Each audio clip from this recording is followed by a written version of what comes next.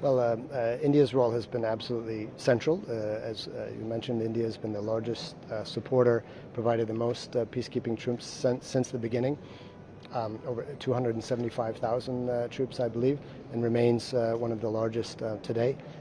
India has been behind many of the milestones of UN peacekeeping as well. For example, India was the first to really introduce seriously the role of women in peacekeeping, and this is an important part of UN Security Council Resolution 1325, very much within India's support to Nari Shakti, women-led development as well. India has provided a number of other types of support to UN peacekeeping. For example, during the COVID pandemic, India provided hundreds of thousands of vaccines to peacekeeping troops across the world.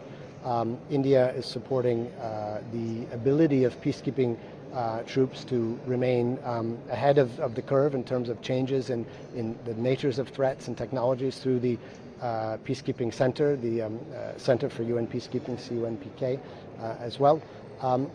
India is also increasingly bringing to bear the Atmanirbhar Bharat to support UN peacekeeping. I had the honor to receive on behalf of the UN peacekeeping a couple of months ago over 150 heavy and armored vehicles from India for the South Sudan mission, all made in India as well, and all very, very high quality. So I think India's troops, peacekeeping troops, are known for being dynamic, for being neutral. India brings a particularly unique geopolitical positioning in the world, and communities in conflict recognize that India brings a certain special neutrality that many countries don't have as well. And India is also bringing support in many other ways. The peacekeeping troops that India deploys are also helping communities in despair in the areas they serve with building resilience to disaster risk, supporting, providing veterinary services, helping them improve their livelihoods in the rural communities, providing solar power for municipalities as well who are not connected to electricity grids, and many, many other types and forms of support. So my last question, Prime Minister Modi, they say on 21st June will be leading the International Yoga Day. So this is after 9 years since UN unanimously selected 21st June, recognized it as International Yoga Day. What are your views on that? And your president will be also joining him, I believe. Well, the Secretary General of the United Nations and perhaps President, yes. Look, I would say that, first of all, International Yoga Day, which came into force, I believe, in 2015, was supported by 175 countries very, very quickly. So I think everybody in the world sort of really got on board and understood what an important and joyful day that is when we look at the international calendar.